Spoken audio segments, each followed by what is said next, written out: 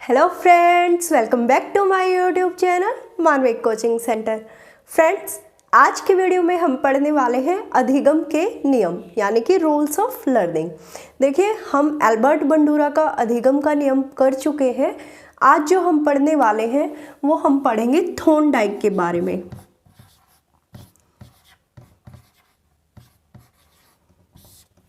सीखने के हम 6 नियम पढ़ेंगे।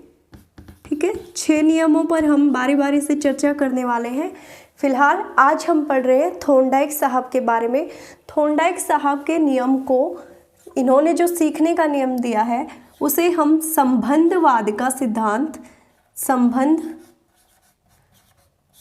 का सिद्धांत भी कहते हैं। ठीक है, संबंधवाद का सिद्धांत। इनके सिद्धांत को कुछ और अन्य नामों से जाना जाता है। वो अन्य नाम पढ़ने से पहले हम थोड़ा सा इनके प्रयोग पर चर्चा करना चाहेंगे। इन्होंने बिल्ली पर प्रयोग किया था। इन्होंने एक बिल्ली पर प्रयोग किया था। ये मैं बिल्ली बना रही हूँ प्यारी सी। ठीक है, इन्होंने क्या किया, एक बिल्ली को एक पिंजरे में कैद कर दिया और उस पिंजरे का जो दरवाज़ा है वो एक नोब से खुलता था। ठीक है, यानी कि एक चटकने से खुलता था। इन्होंने एक भूखी बिल्ली को एक पिंजरे में कैद किया और उसके सामने एक खाना रख दिया। ठीक है, इन्होंने प्रयोग किस पे किया? पहला क्वेश्चन तो यही बन जाता है, इन्होंने प्रयोग किस पे किया? बिल्ली पर। ठीक है, अब इनका प्रयोग समझिए। देखिए, इन्होंने एक भूखी बिल्ली को पिंजरे में कैद किया और उसके सामने खाना रख दिया। ठीक है, तो ये कहते हैं कि जब मैं देखता हूँ कि बिल्ली उस खाने को पाने के लिए प्रयास कर रही है, वो जाल को नोच रही है, खसोट रही है, और जैसे ही गलती से उसका पैर नोक पर लगता है, चटकनी पर लगता है, तो दरवाज़ा खुल जाता है और बिल्ली आके खाना खा लेती है। ठीक है, तो जैसे जैसे ये क्रियाएं वो बार बार कर रहे थे तो बिल्ली जो है वो खाने तक जल्दी पहुंचने लगी। ठीक है, यानी कि ये हमें क्या समझाना चाहते थे? ये कहना चाहते थे कि प्रयास और त्रुटि से सीखा जा सकता है, अभ्यास से हम किसी चीज़ को सीख सकते हैं। इन्होंने बिल्ली के प्रयोग से हमें समझाया कि एक भूखी बिल्ली को जब मैंने एक पिंजरे में कैद किया और उसके सामने खाना रखा तो शुरुआत में उसके प्रयत्नों में भूल से उसका पैर जो है नोक पर गया और दरवाज़ा खुला और उसने खाना खाया। धीरे धीरे ये जो प्रतिक्रियाएं, जो वो क्रियाएं कर रही थी, इनमें समय कम होता गया और एक टाइम ऐसा आया कि बिल्ली को पता चल गया कि मैं जैसे ही यहाँ पर पैर रखूँगी दरवाज़ा खुल जाएगा, और अब वो इस अनुक्रिया से खाने को प्राप्त करने लगी। इसीलिए हम इनके सिद्धांत को कुछ अन्य नामों से भी जानते हैं। अब आपको नाम याद करना आसान हो जाएगा। देखिए, बिल्ली क्या कर रही थी? बार बार प्रयास कर रही थी, भूल से, गलती से उसका पैर नोक पर गया था, इसलिए हम इनके सिद्धांत को, मैं यहाँ लिखती हूँ, इसलिए हम इनके सिद्धांत को प्रयत्न व भूल का सिद्धांत भी कहते हैं। प्रयत्न व भूल का सिद्धांत।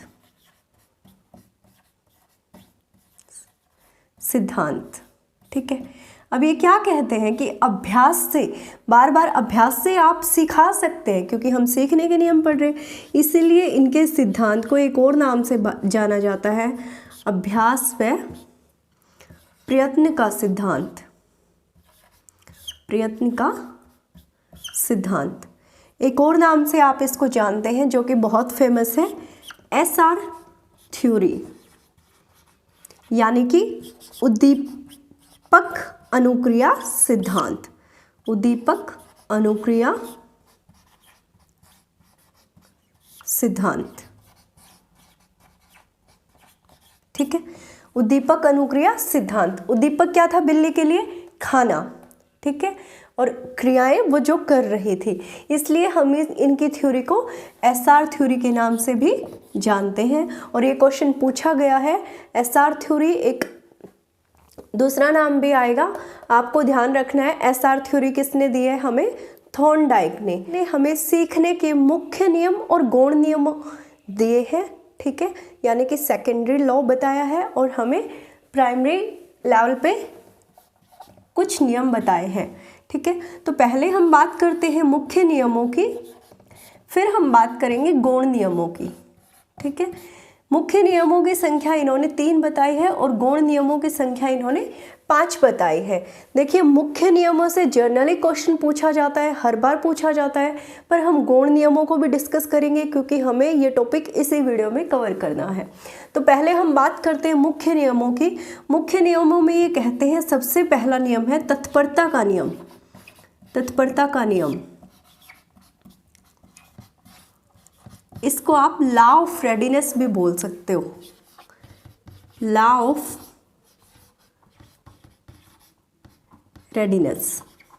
ठीक है, ये क्या कहते हैं कि जब तक आप किसी काम को करने के लिए शारीरिक और मानसिक रूप से तैयार नहीं होगे, तब तक आप उस काम को नहीं सीख सकते हो।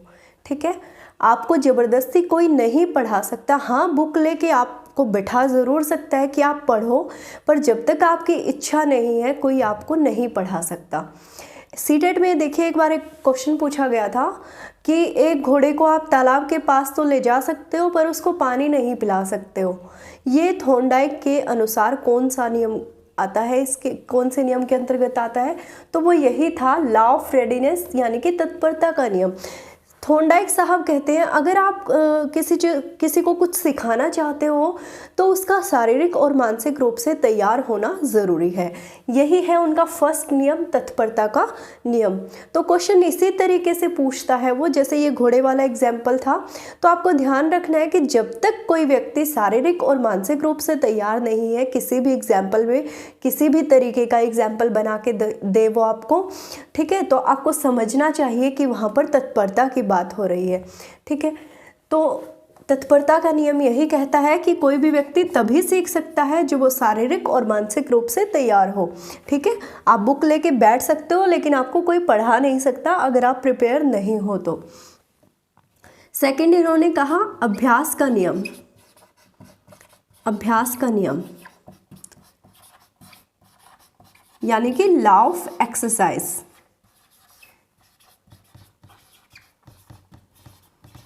फिर ये कहते हैं कि अभ्यास से भी व्यक्ति सीख सकता है। ठीक है, अगर आप बार बार किसी चीज़ का अभ्यास कर रहे हैं, तो जैसे बिल्ली, एक तरह से देखा जाए तो वो बार बार क्या कर रही थी, कोशिश कर रही थी खाने तक पहुंचने की, और एक टाइम के बाद वो खाने तक पहुंच जाती है और उस अनुक्रिया को वो सीख भी जाती है। एक टाइम के बाद उसको पता भी चल जाता है कि नोब कहाँ से खुलेगी, चिटकनी कहाँ से खुलेगी। तो यही बात बोलते हैं थॉर्नडाइक साहब कि अगर आप बार बार अभ्यास करते हैं तो किसी चीज़ को सीख सकते हैं। क्वेश्चन कैसे बनता है, देखिए, जैसे कला है, कोई व्यक्ति कला में निपुण होना चाहता है, तो थॉर्नडाइक के अनुसार उसे सीखने का कौन सा नियम फॉलो करना पड़ेगा? तो कौन सा नियम फॉलो करना पड़ेगा? अभ्यास का नियम। ठीक है, कला है या कोई हाथ का काम है, मैकेनिक है, ठीक है, सिंगर है, डांसर है, तो अभ्यास का नियम। ठीक है, बार बार वो जब सीखेगा, बार बार प्रयास करेगा। ऐसा तो नहीं है कि उसको डांसर बनना है तो एकदम से कोई उसको कथक करके दिखाएगा और वो शुरू हो जाएगा। क्या करना पड़ेगा? एक्सरसाइज करनी पड़ेगी, अभ्यास करना पड़ेगा। तो वो कहते हैं कि अभ्यास से आप किसी चीज़ को सीख सकते हो। तीसरा इन्होंने नियम बताया है प्रभाव का नियम। प्रभाव का नियम, इस पे आप इम्पोर्टेंट लगा लीजिए। वैसे तो ये तीनों ही इम्पोर्टेंट है, पर इस नियम से कई बार क्वेश्चन पूछा गया। प्रभाव का नियम, इसको आप सुख दुख का नियम भी बोल सकते हो, सुख या दुख का नियम या दुख का नियम। देखिए, हिंदी में नेमिंग इतनी मिलती है, इसीलिए आप थोड़ा सा हिंदी के साथ साथ इंग्लिश की नेमिंग को भी ध्यान रखिए साइकोलॉजी में। इसको आप असंतोष या संतोष का नियम भी बोल सकते हो, संतोष या असंतोष का नियम।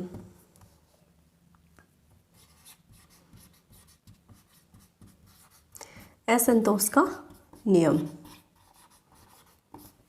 यानी कि law of effectiveness, law of effect. ठीक है, अब प्रभाव का नियम क्या कहता है? थॉर्नडाइक साहब कहते हैं कि प्रभाव का नियम सीखने पर बहुत असर डालता है। ठीक है, कैसे? देखिए, आपने कई बार देखा होगा कि बच्चे टीचर का काम बड़े खुश होकर करते हैं। ठीक है, टीचर अगर किसी बच्चे को एक दिन कोई काम दे देना, तो नेक्स्ट टाइम जब भी टीचर काम बताएगी तो बच्चा हाथ उठाता है, मैम मैं करूं। तो वहाँ पे बच्चे को संतोष की प्राप्ति हुई होती है। मान लो कि बच्चे ने काम अच्छा किया तो टीचर क्या बोलेगा, थैंक यू बेटा, आप बहुत अच्छे हो, बहुत सिंसियर हो। तो वो जो उससे प्रशंसा, टीचर ने जो उसकी प्रशंसा की है, उससे जो उसे संतोष मिला है, ये उसको आगे भी कार्य करने के लिए प्रेरित कर रहा है। यही कहता है प्रभाव का नियम।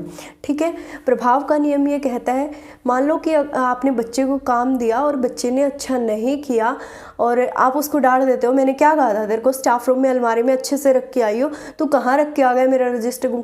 तो नेक्स्ट टाइम जब भी टीचर काम बताएगा, बच्चा उससे जी चुराएगा या ये सोचेगा कि मैडम किसी और को ही भेज दे। ठीक है, तो ये किसको फॉलो कर रहा है, प्रभाव के नियम को।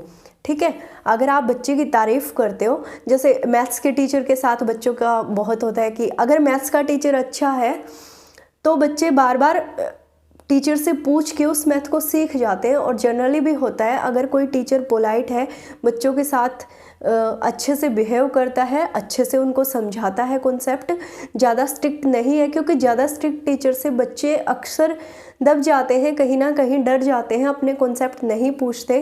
तो जो टीचर अच्छे से बिहेव करता है बच्चों के साथ, जनरली बच्चों का वही सब्जेक्ट फेवरेट बन जाता है। तो वो किसकी वजह से, प्रभाव के नियम की वजह से। ठीक है, प्रभाव का नियम यही कहता है कि जिस कार्य को करने में अगर आपको संतोष मिलेगा तो आप उस कार्य को अच्छे से करेंगे।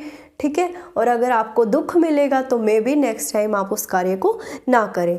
यही बात थॉर्नडाइक ने बोली है कि सीखने में प्रभाव का नियम बहुत इम्पोर्टेंट है।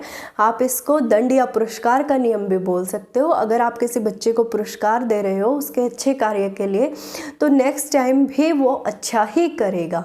ठीक है, ये कहता है प्रभाव का नियम। इसी पे एक स्टेटमेंट बनती है, सफलता से ही सफलता मिलती है। ठीक है, ये पूछा गया है, सफलता से ही सफलता मिलती है, सफलता से ही, इम्पोर्टेंट है इसलिए मैं लिखवा रही हूँ, सफलता से ही सफलता मिलना, सफलता मिलना। थॉर्नडाइक के अनुसार कौन से नियम को फॉलो करती है ये स्टेटमेंट, तो ध्यान रखिएगा, ये किसको फॉलो करती है, प्रभाव के नियम को, प्रभाव के नियम को। ठीक है, एक एग्जाम्पल लेके देखिए कि आप एक दिन अच्छा काम करते हो, ठीक है, घर वाले भी आपकी बहुत तारीफ करते हैं कि आज मेरा बेटा बहुत पढ़ा है, नेक्स्ट डे टीचर भी आपको गुड देता है, तो ऐसा बच्चा क्या होगा, मोटिवेट होगा, उसको जो संतोष मिला है उस सफलता से, टीचर ने जो उसकी तारीफ़ किया, घर वाले जो खुश हुए, उससे वो नेक्स्ट डे भी अच्छा करेगा। तो ये स्टेटमेंट बिल्कुल फिट बैठती है इस पे, सफलता से ही सफलता मिलती है, ये प्रभाव के नियम को फॉलो करती है। ठीक है, तो ये थे 3 मुख्य नियम जहाँ से हर बार क्वेश्चन पूछे जाते हैं। मैं एक बार फिर से क्विक रिवीजन करवाती हूँ आपकी। थॉर्नडाइक ने हमें 3 मुख्य नियम बताए हैं। तत्परता का नियम यानी कि लॉ ऑफ रेडीनेस, ध्यान रखना है जब तक आप शारीरिक और मानसिक रूप से प्रिपेयर नहीं है तब तक आपको कोई सिखा नहीं सकता। सेकंड इन्होंने बताया अभ्यास का नियम, अगर आप बार बार अभ्यास करते रहते हैं तो किसी भी चीज़ को आप सीख सकते हैं। ठीक है, तीसरा इन्होंने बताया प्रभाव का नियम, जिसको हम सुख या दुख का नियम भी बोल सकते हैं। ठीक है, आप कोई काम कर रहे हो, उस काम के करने के बाद आपको कैसा इफेक्ट मिला है, ठीक है, कैसा रिस्पॉन्स मिला है, ये भी आपके उस काम के सीखने पर डिपेंड करता है। ठीक है, तो ये 3 मुख्य नियम थे जहां से अक्सर क्वेश्चन पूछा जाता है। गौण नियमों में सबसे पहला नियम है बहु प्रतिक्रिया का नियम। बहु प्रतिक्रिया यानी कि मल्टीपल रिस्पॉन्स, मल्टीपल रिस्पॉन्स। ठीक है, सेकंड है आंशिक क्रिया का नियम, आंशिक क्रिया का नियम,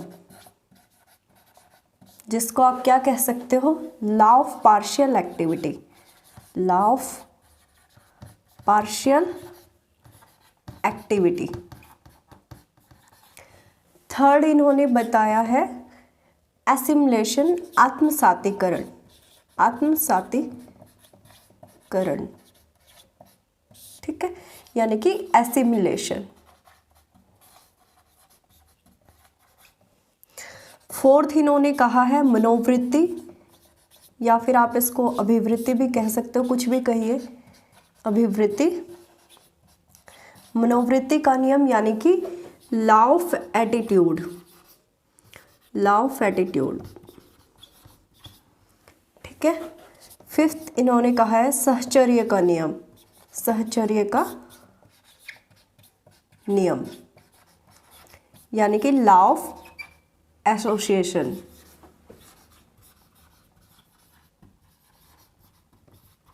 ठीक है। ये 5 मुख्य गौण नियम, मुख्य नियमों की हम बात कर चुके हैं, सॉरी, ये 5 गौण नियम बताए हैं। ये क्या है हमारे गौण नियम, किसने बताए हैं? जो थॉर्नडाइक साहब ने बताए हैं, ठीक है, ठीक है। हाँ, यहाँ से एक और क्वेश्चन बना सकते हो आप। थॉर्नडाइक साहब ही थे जिन्होंने पुनर्बलन शब्द का सबसे पहले प्रयोग किया था। पुनर्बलन, प्रभाव का नियम क्या है? एक तरह से पुनर्बलन ही तो है, ठीक है। तो थॉर्नडाइक ने इसका सबसे पहले प्रयोग किया था। तो चलिए अब हम बात करते हैं गौण नियमों की। तो गौण नियमों में सबसे पहला नियम है मल्टीपल रिस्पॉन्स यानी कि बहु प्रतिक्रिया का नियम, बहुक्रिया का नियम, ठीक है। अब बिल्ली क्या कर रही थी उस पिंजरे में? एक जगह बैठ जाती तो क्या उसका गेट खुलता? नहीं ना, उसने बार बार क्रियाएं की और उन्हीं क्रियाओं में से उसकी एक क्रिया सफल हो जाती है। उसका गलती से उस नोक पर, उस चिटकनी पर पैर लग जाता है जिससे कि दरवाज़ा खुल जाता है और वो खाने को प्राप्त कर लेती है। तो थॉर्नडाइक साहब कहते हैं कि अगर आपको कुछ नहीं आता है फिर भी आप बार बार ऐसे ही सफलता असफलता की चिंता किए बिना बार बार क्रियाएं कर रहे हैं, तब भी आप एक दिन सफलता पर पहुंच जाओगे। जैसे बिल्ली कर रही थी, उसको नहीं पता था कहाँ से दरवाज़ा खुलेगा भी या नहीं खुलेगा, वो बस भूख के मारे क्रियाएं कर रही थी और उन्हीं क्रियाओं में से उसकी एक क्रिया सफल हो गई थी। तो थॉर्नडाइक कहते हैं कि अगर आप बार बार प्रयास क्रियाएं कर रहे हैं, प्रतिक्रियाएं कर रहे हैं, ठीक है, तब भी आप किसी ना किसी कार्य को सीख सकते हो, ठीक है। सेकंड है इनका लॉ ऑफ पार्शियल एक्टिविटी यानी कि आंशिक क्रिया का नियम। आंशिक क्रिया का नियम ये कहता है, जैसे आपने बहुत सारे बच्चों को देखा होगा कि लास्ट के 1 मंथ में पढ़ के भी वो एग्ज़ाम क्रैक कर लेते, तो वो क्या करते हैं कि जितना सिलेबस है उसमें से कुछ सिलेबस छांट लेते हैं, यानी कि आंशिक कार्य करते हैं, इम्पोर्टेंट कार्य कर लेते हैं, इम्पोर्टेंट एक्टिविटी को सीख के उस स्तर तक पहुंच जाते हैं जहां पर उन्हें पहुंचना होता है। पार्शियल एक्टिविटी में वो उस कार्य को कर लेते हैं जो ज़रूरी है। मान लो कि बिल्ली सीधा ही चटकने खोल ले, पहुंचना तो उसको खाने तक था, तो आंशिक क्रिया कुछ वैसी ही है, ठीक है। फिर है एसिमुलेशन, आत्मीकरण। आत्मीकरण के बारे में मैं आपको बहुत बार बता चुकी हूँ। आत्मसातकरण क्या होता है, आत्मीकरण क्या होता है कि जब हम हमारे पुराने ज्ञान, हमारे पास जो पहले से ज्ञान है, उस ज्ञान को प्रयोग करके जब हम नए ज्ञान को धारण कर लेते हैं, ठीक है, नए ज्ञान को सीख लेते हैं, वो क्या कहलाता है? एसिमुलेशन। और आप सभी को पता है कि लर्निंग में एसिमुलेशन कितना इम्पोर्टेंट है। हर चीज़ में मतलब एसिमुलेशन तो होता ही है, ठीक है। हम 9th क्लास का सिलेबस पढ़ के जब +1 में जाते हैं तो वो क्या है? एसिमुलेशन ही तो है। हमने हमारे पूर्व ज्ञान का यूज़ किया होता है जब हम +1 का सिलेबस पढ़ते हैं, है ना। तो वहाँ पे हम क्या करते हैं? आत्मसात कर रहे होते हैं। फोर्थ इन्होंने कहा मनोवृत्ति या अभिवृत्ति यानी कि लॉ ऑफ एटीट्यूड, ठीक है।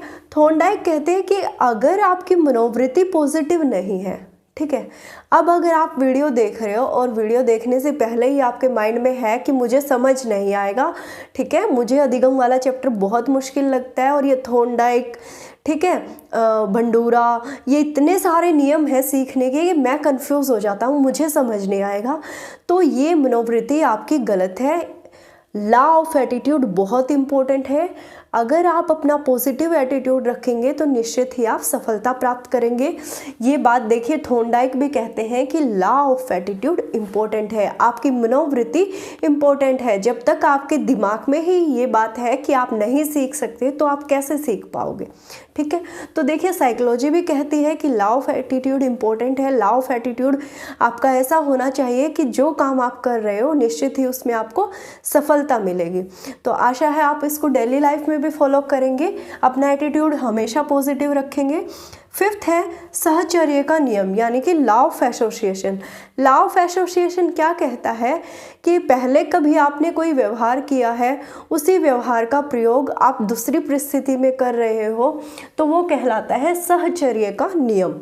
ठीक है, मान लो कि एक बार आप स्कूटी से गिर गए थे, तो आपने जो अपने चोट वगैरह लगी थी उसको कैसे हैंडल किया, ठीक है, कैसे आपने उसको साफ़ किया, कैसे आप घर तक पहुँचे, वो आपका एक व्यवहार था जो आपके अब संज्ञान में है। ठीक है, नेक्स्ट टाइम आप अपने किसी कज़न के साथ जा रहे थे, उसने स्कूटी गिरा दी, तब आपको चोट लगी, तब भी आप सेम वैसा ही व्यवहार कर रहे हो, तो ये क्या है, लॉ ऑफ एसोसिएशन।